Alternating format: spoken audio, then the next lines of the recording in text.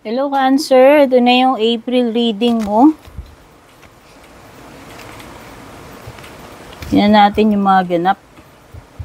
Mga posibleng paparating sa'yo anong meron ngayong April. Pero kahit lumipas yung month ng April, as long as nakarating sa'yo tong reading na to, valid pa rin to. Kasi lahat naman ng readings ko dito, Cancer, ay timeless.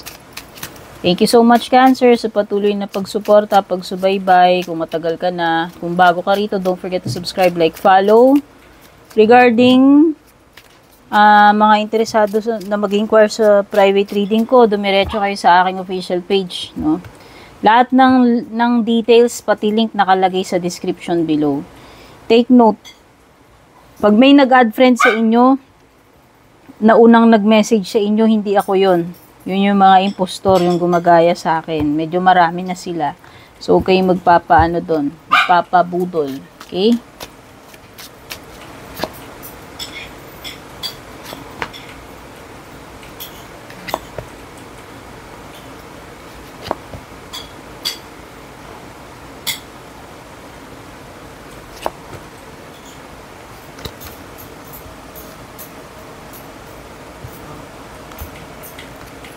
Mukhang magiging very busy ka ngayong April, Cancer. Daming activities, daming trabaho. May pagkakaabalahan ka for sure.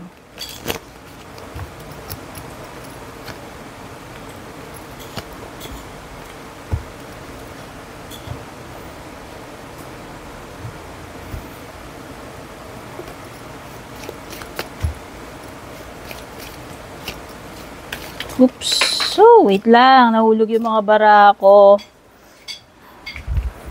Excuse me. Pause ko lang. Pasensya na, nahulog eh.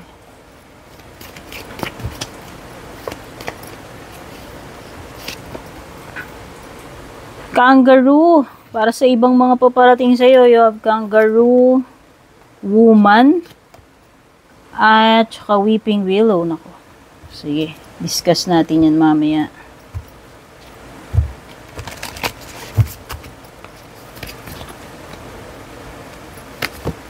Pagdating sa mga signs na lumilitaw dito sa cards mo, pwedeng merong Gemini, pwedeng may air signs na iba, no? Bukod kay Gemini, Libra, Aquarius siguro, pwede rin may fire signs, water signs. Taurus yan, specific energy ni Taurus. So, pagdating sa overall energy mo, you have 6 of Swords. Wow! Transitioning, Cancer. You are transitioning to, ano ba to?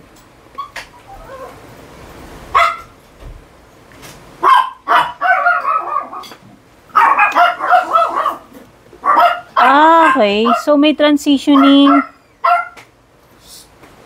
papunta sa mas better na situation. Cancer, yun yung nakikita ko. Improvement, sabihin na natin. Pwede ring merong pagtalikod na. Okay? Paglisan, pagtalikod. Kasi parang ano eh, iiwan mo to for something better. No, hoping na makalipat ka sa halimbawa, mas stable na job or mas maayos na relationship. Yan. Basta merong something about pag-move. Meron ka ng mga iiwan, tatalikuran na dito para sa something na mas na mas promising, mas better. So, kung nag-i-expect ka na makakalipat ka na, ito ay isang indication, no? Na makakahanap ka ng, halimbawa, better job or better partner. Okay? Pagdating naman sa area ng iyong blessing, advantage, you have the 5 of Wands.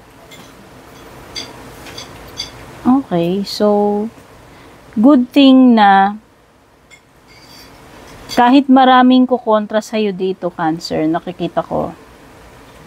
Buo na yung loob mo at confident ka eh. Alam mo yon, hindi mo hahayaan na ma-discourage ka nitong mga bagay sa paligid mo or mga tao sa paligid mo. Okay, so nakikita ko na palaban energy, ikaw, ngayong April. So, nakikita ko rin dito na you are already turning your back dun sa mga tao na mahilig gumawa ng mga issue, drama, conflict, no? So, nakikita ko dito ay makakalayo ka na rito sa toxic na lugar or toxic na mga tao sa paligid mo. May hihiwalay mo na, may lalayo mo na yung sarili mo dyan. So, nakikita ko mas, you are moving into calmer, peaceful waters, kumbaga. Yun yung sinasabi, yung symbolism ni Six of Swords dito. So, yan, mawawala na tong mga toxic na sa kapaligiran mo, toxic na tao, whatever, no? Yun yung nakikita kong blessing mo rito. Tsaka kung meron ng mga kontrabida sa'yo dito, yung mga nakikipagkumpetensya, alam mo yung malalayo ka na sa mga ganong klaseng, energies. Pagdating naman sa challenge mo, you have the Five of Cups. Pwedeng iba sa inyo mahihirapan kayo. Siguro siguro hirap kayong mag-move on, hirap kayong iwan. Siguro yun na lang yung pinaka-challenge. Pero, the way I see with the Six of Swords sa overall energy ng April mo, magagawa mo, makakaalis kayo, makakalipat kayo. Okay? So, nagre-rely pa rin ako doon sa Six of Swords kahit sabihin mo na yung challenge mo dito is paano ka mag-i-start again. Siguro yun yung pinaka-challenge para sa'yo. Paano ka magsisimula uli sa kung ano man yung mga natira dito na iwan sa'yo. Kasi pwedeng naka-experience ka ng may mga bagay for sure na nawala or mawawala sa'yo pero you have enough para makapagsimula ka eh. So, yun naman ang pinaka-importante. Okay? So, yun. Siguro yun ang pinaka-challenge mo. Siguro nangihinayang ka or nahihirapan kang tanggapin yung mga losses na yan. Pero at least, you still have 2 cups remaining para makapagsimula ka dito sa panibagong journey mo, chapter mo. And pagdating sa area ng near future or what's next, siguro in a matter of weeks, no? Ito mga susunod na araw or weeks. So, nakikita ko dito is, wow, this is you. Panibagong pag-e-explore. At saka nakikita ko dito, magkakaroon na uli ng, alam mo yun, manunumbalik yung enthusiasm mo, manunumbalik yung fighting spirit mo eh. Kung halimbawang na-discourage ka dito or nahirapan ka dito sa iyong challenge. So, nakikita ko eh, may new experiences for you with the Adept of Wands. Nakikita ko rin siguro travel. Kaya yung iba sa inyo, pwede talagang makakalipat kayo. O makakapag-travel kayo kung yun yung gusto ninyong gawin. This is taking action eh. So nakikita ko kung dati naging limited yung kilos mo nung mga nakaraan, nakikita ko na ngayon na magkakaroon na ng action or progress, pag-usad, no? Possible outcome mo is the Hierophant.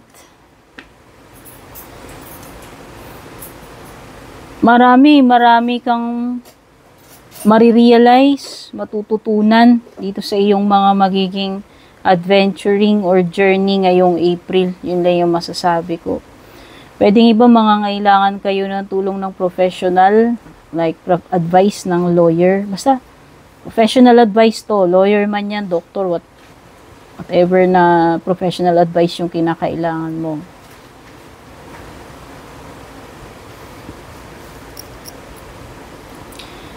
Nakikita ko ito, something na kapupulutan mo rin ng leksyon eh, no?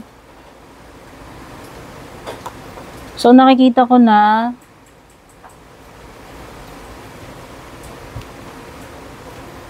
importante na mag-seek ka ng professional advice pagdating dito sa sitwasyon mo. Yun lang, yung mapa-health man yan, mapa-legal yan, ko alam ha. Pero nakikita ko lang, kailangan mo ng professional advice. At para sa iba sa inyo, pwedeng kung ito ay isang relationship, mas stable na relationship yung malilipatan ninyo. No?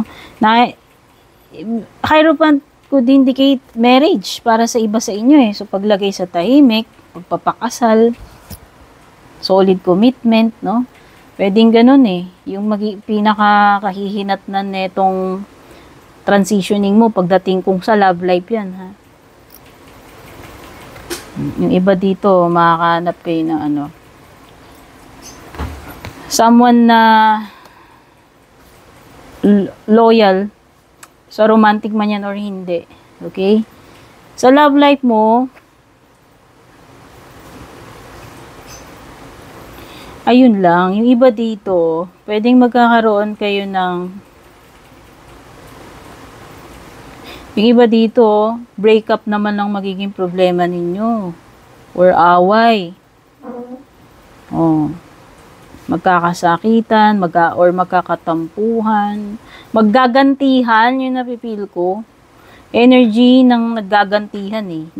Alam mo yun, pag ginawa niya sa'yo, may mirror. Gagawin mo rin sa kanya. Parang ganon. O iba dito, disappointment naman ang mararanasan ninyo. O pwedeng iba magkalayo kayo kasi kailangan mag-abroad or depende kung saan na-assign na trabaho. Pwedeng iba ganun. Kaya siguro may sadness yung iba. Okay. Or betrayal, yung iba dito stabbed in the back eh. So, hindi ko alam kung kayo mismo magjowa yung parang nagsasaksakan sa likod or kung meron mang mga tao or may tao na maaaring gumawa sa inyong dalawang magjowa kung wala naman kayong problema sa isa't isa. Alam niyo na, pwedeng may taong trumaydor sa inyong dalawa. Pwedeng ganun. Pagdating naman sa mga ibang paparating sa inyo, so ayan, nakikita ko magiging busy na kayo uli, no? Meron kayong pagtutuunan ng tututukan ngayong April hanggang matapos ninyo yan. Okay? Kailangan mo magplano in advance, Cancer. Kumbaga, maganda na yung mag-prepare ka na lang kahit na malayo pa. Kasi may mga bagay dito na pwedeng hindi mo inaasahan eh. Okay, so especially sa pera. Oo. Kaya nga dapat habang malakas kang kumita, mag-save ka na mag-save. Basta mag-prepare ka for the future eh. Kasi merong unexpected na paparating dito. Yun na yung sinasabi ko. At importante may plan A, plan B, plan C ka. At meron ka makaka-deal babae rito. Hindi sinabi anong klaseng relationship. Dealings or relationship with a woman. Or sige, kung gusto nyo maging gender neutral tayo kahit na ano ng gender niyan. Basta may another person dito.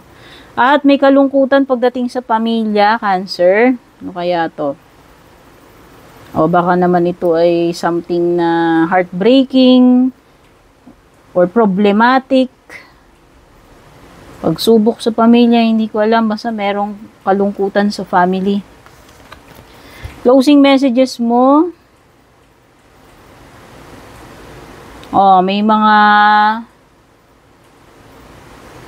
gusto kang kausapin or gustong kumausap sa'yo. So, importante yung pakikipag-communicate.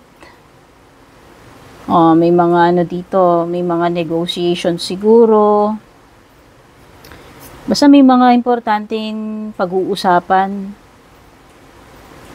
Hindi ko alam kung may mga aaregluhin, pero importante na alam mo na, makipag-communicate.